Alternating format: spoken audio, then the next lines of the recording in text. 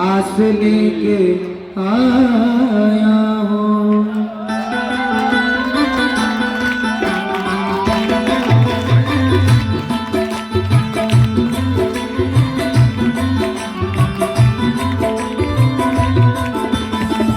अरे द्वार पालो कन्हैया से कह दो, अरे बात करके सुदामा गरीब गया है, करके सुदामा गरीब गया है। भटकते भटकते न जाने कहाँ से, भटकते भटकते न जाने कहाँ से, तुम्हारे महल के करीब आ गया है, तुम्हारे महल के करीब आ गया है।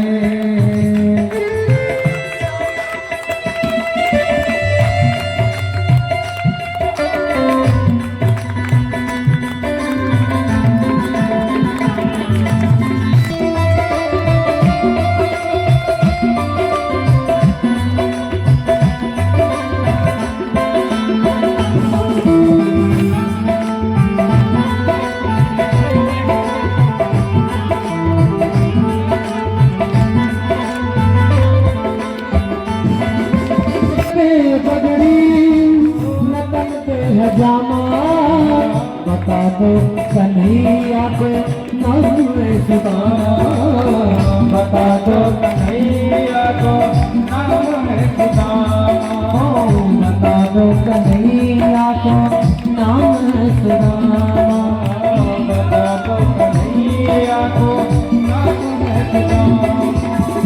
न सर पे पगड़ी न तन पे है जामा, बता दो कन्हैया को नाम है सुदामा।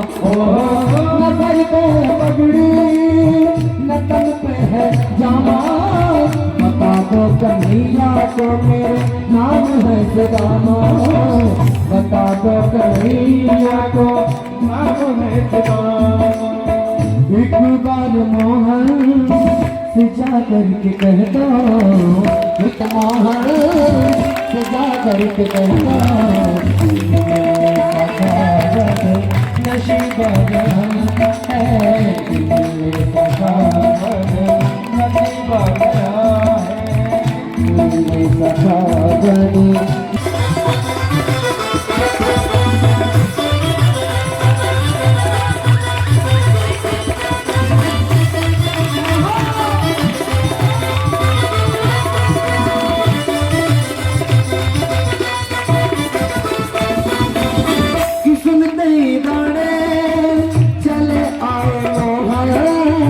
लगाया गले से सुदामा को मोहन, लगाया गले से सुदामा को मोहन। किस्मत चले आहा, लगाया गले से सुदामा को मोहन, किस्मत चले आए मोहन, लगाया गले सुदामा को मोहन, लगाया जोर से ताली बजाएंगे। मुबारक मणि को बहुत ही अचंबा, मुबारक मणि को बहुत ही अचंबा, ये मेहमान कैसा अजीब गया है, ये मेहमान कैसा अजीब गया है। बहुत ही सुंदर दृश्य। अरे द्वार पालो कन्हैया से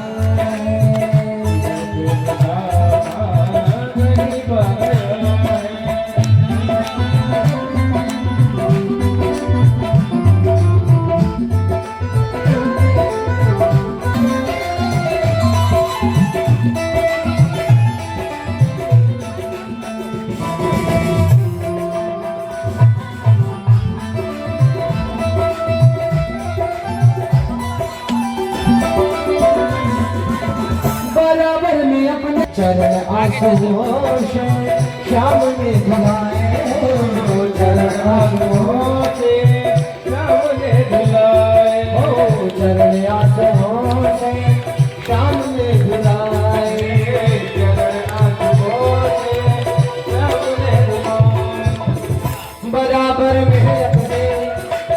काम जाए चरण आंसुओं से शाम में धुलाए बराबर में अपने सुदामा बिठाए चरण आंसुओं से शाम में धुलाए चरण आंसुओं से शाम में धुलाए।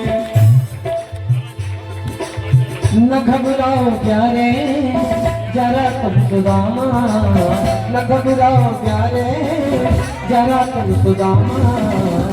इस सुंदर सी झांकी और अगर झांकी अच्छी लगी हो तो तालियों की सेवा करते हुए खुशी का समा तेरे करीब आ गया है खुशी का समा तेरे करीब आ गया है खुशी का समा तेरे करीब आ गया है खुशी का समा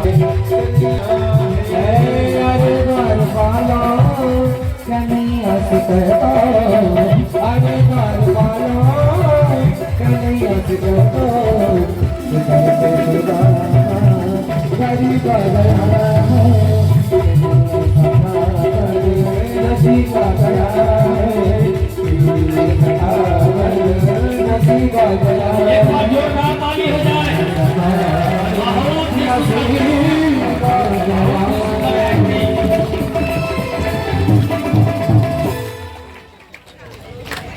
दौड़ते पड़ते गिरते हुए आते हैं और चरण आंसुओं से अपने अश्रु की धारा बहाकर आज श्री सुदामा जी कृष्ण जी का चरण धो रहे हैं। मेरे लिए कुछ लाए क्या छुपा रहा क्या छुपा दिखाओ बाहर ही मैंने कुछ दो दिखाओ क्या अरे इससे अनमोल जी समय में कुछ हो ही नहीं।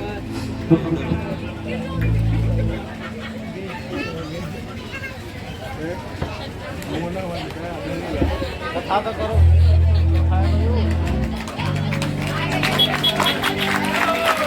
जोरदार तालियां डॉक्टर जयशंकर जी की तरफ से पहुंचने में आगे कौन सी भैया कृपा बनाए रखे टेंशन नहीं है इनके लिए जोरदार तालियां डॉक्टर जयशंकर प्रसाद जी का बहुत बहुत धन्यवाद। दो मुट्ठी चावल खाके उनको पूरा साम्राज्य दे देते हैं। तीसरी मुट्ठी जब खाने लगते हैं तो रुक्मणी रोक देती है।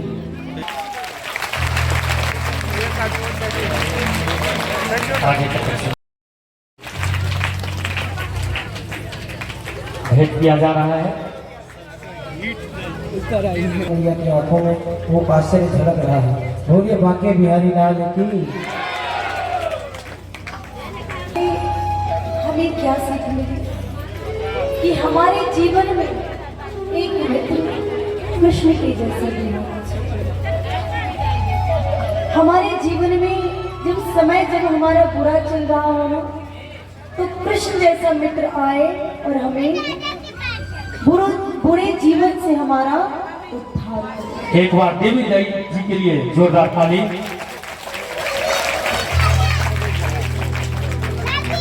बहुत सुंदर सी दिव्य झांकी आप सबों के बीच निकली। जितनी उम्मीद नहीं की जा सकती थी, उम्मीद से कुछ ज्यादा ही इन सबों ने जो अपने गुण दिखाए हैं। आज पहली बार, इतने वर्षों से मैं कथा करती आ रही हूँ, पहली बार मैंने दिव्य स्वरूप देखा जो साक्षात भगवान श्री कृष्ण और सुदामा जी लग रहे हैं। उनके चरित्रों को आपने बखूबी बहुत ही सुंदर निभाया है। कुछ क्षणों के लिए तो कुछ दर्शकों के नेत्रों में अश्रु भरा है कि सुदामा जी के जीवन में इतने दुख हुए और भगवान श्री कृष्ण राजा होने के बावजूद भी